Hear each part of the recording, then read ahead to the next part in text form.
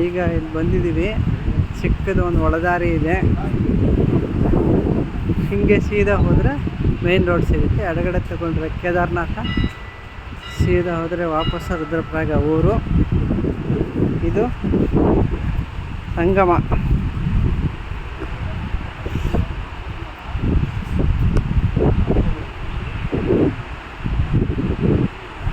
ಮಂದಾಕಿನಿ ಅಲಕನಂದ ನದಿಗಳ ಸಂಗಮ.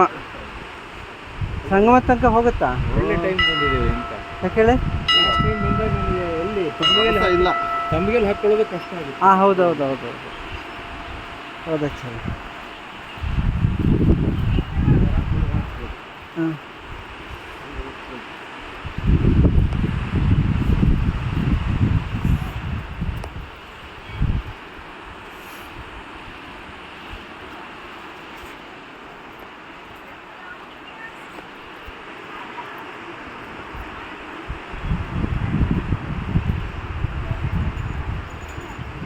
ಇದು long video ಮಾಡ್ತಾ ಇರೋದು ಏನಕ್ಕೆ ಕಾರಣ ಅಂತಂದರೆ, ಪೂರ್ತಿ ಅದು ರೋಡಿಂದ ಇಲ್ಲಿವರೆಗೂ ರೋಡ್ವರೆಗೂ ಹೆಂಗೆ ಬರಬೇಕು, ರೋಡಿಂದ ಚಿಕ್ಕವರೆಗೂ ಹೆಂಗೆ ಬರಬೇಕು, ಇಳಿಬೇಕು, ಅದೆಲ್ಲ ನೋಡೋಕ್ಕೋಸ್ಕರ ಅಂತ.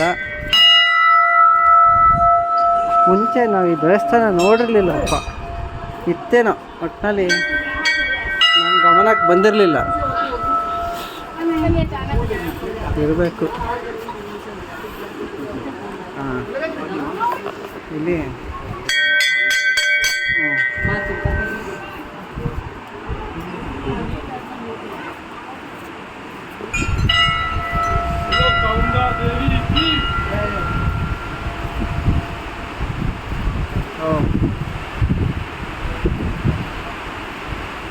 ಜೋರಾಗಿ ಬರ್ತಾಯಿದ್ರು. ಇದು ಎರಡು ಜೋರಾಗೆ ಬರ್ತಾಯಿದೆ.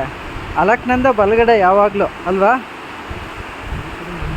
ಹಾಂ, ಆಚಾರ್ಯ ಮೆಟ್ಲು ಎಷ್ಟು ಕಡಿದಾಗಿದೆ ನೋಡಿ ಇಲ್ಲಿ. ಓಹೋ, ಕಾಯ ಹಾಂ, ಇಲ್ಲೇ ಬಂದಿತ್ತು. ಇಲ್ಲೇ ಬಂದಿತ್ತು. ಹಾಂ, ಇಲ್ಲಿ ತನಕ ಬಂದಿತ್ತು. ಹೋದ ಸಲ ನಾವು ಈ ಕಡೆ ಇಲ್ಲಿ ಸಂಗಮ ಆಗ್ತಾಯಿತ್ತು. ಇಲ್ಲಿ ಕಾಲು ಕೈ ಇಟ್ಕೊಳ್ಳೋಕೆ ಜಾಗ ಇತ್ತು. ಬಟ್ ಇಲ್ಲಿ ಸ್ನಾನ ಮಾಡ್ಬೇಕಾಗಿತ್ತು ನಾವು. ನೋಡಿ, ಬಲಗಡೆ ಅಲಕನಂದ, ಎಡಗಡೆ ಮಂದಾಕಿನಿ.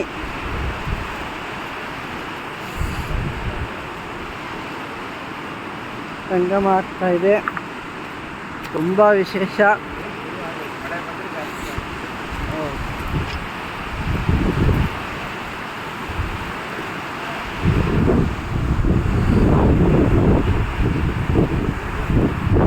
ರುದ್ರಪ್ರಯಾಗ ಅಂದರೆ ರುದ್ರಪ್ರಯಾಗನೇ.